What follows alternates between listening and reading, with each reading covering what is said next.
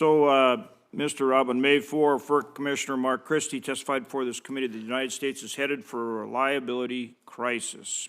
Commissioner Danley also emphasized that concern in his testimony before this committee as well. Do you agree with Commissioners Christie and Danley?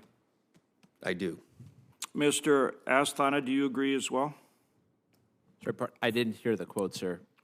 That we're headed for, both Christie and Danley have said we're headed for the United States is heading for a reliability crisis. I do think there's an increasing risk of that. Mr. Tudor, would you agree with that? Yes, sir, I do. And sometimes people forget that electricity is our way of life, and without electricity, we don't have water. Good point. Dr. Lott, do you agree with that? I agree that we're not making the investments we need to maintain a reliable system. Okay, and each, let's see now for Mr. Robb, Mr. Asthana, and Mr. Tudor, in each of your written testimonies, you note significant concerns over the retirement of on-demand dispatchable generation. Now, in my state of North Dakota, we have a 700-year supply of coal just in my state, and we are leading the nation forward in carbon capture and storage technology. We're already doing it on a plant, Dakota Gasification Company, that converts lignite coal to natural gas and also to fertilizer and produces other important elements as well, like krypton and xenon and so forth. Huge plant. Half its CO2 will go for tertiary oil recovery, the other half, which, and already is, and the other half will be carbon capture. We have another plant that is investor-owned that is advancing with carbon capture, and we have another one that is owned by cooperatives that's advancing with carbon capture. Doesn't it make sense for us to do everything we can to help deploy those carbon capture technologies to keep that base load on the grid for reliability? When we've done that with SOx, we've done that with NOx, we've done that with mercury, and now we're doing it with CO2.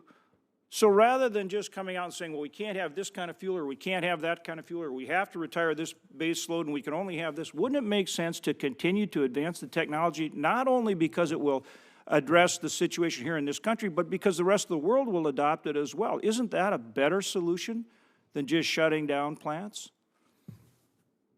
I think investments that can enable the continued operation of coal plants or natural gas plants would be an extraordinarily valuable technology for us to have and deploy. Right. And isn't it myopic if we just sit here and say, well, we're going to shut down our plants while China continues to build more and more and more? And there are a lot of other countries in the world that have an impact on the global climate, wouldn't you say? I would agree that it's the same error. Okay, Mr. Asthana, what's your thought on that question? Yeah, I think carbon capture sequestration is a critical technology because our fossil reserves are a huge national security advantage for us. Now, I will say this. I think the most recent EPA proposed rule is trying to actually promote carbon capture and sequestration, but it's on a date certain, and it's not clear to me that the technology will be ready on that date. But I do think we need to keep pushing. Mr. Tudor, what's your thoughts? And there's a difference between talking about it and making sure that you help people do it, right? You might want to add on that component Yes, sir. as well. In other words, if you're putting regulations in place all the time that prevent somebody from doing it, and then you're talking about like you're actually trying to pretend to help them, that isn't necessarily constructive to solving the problem, is it? No, sir. I agree that we should spend incremental time and energy and money towards development of carbon capture, including allowing some other states, allowing us to actually inject the carbon in those states. You're one of the few in the country that allows that. So if a power plant is in Arkansas, they need to be able to inject the carbon in Arkansas.